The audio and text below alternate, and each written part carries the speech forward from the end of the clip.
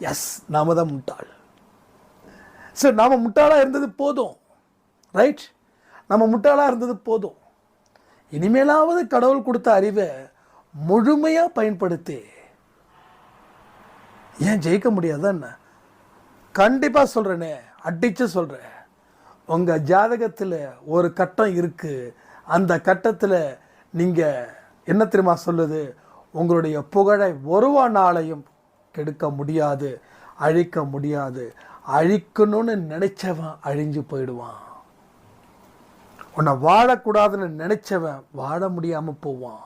உன்னை நடுத்தருவில் நிற்க வைக்கணும்னு நினைக்கிறவன் அவன் நடுத்தருவில் நிற்பான். இப்படி தான் கட்டம்.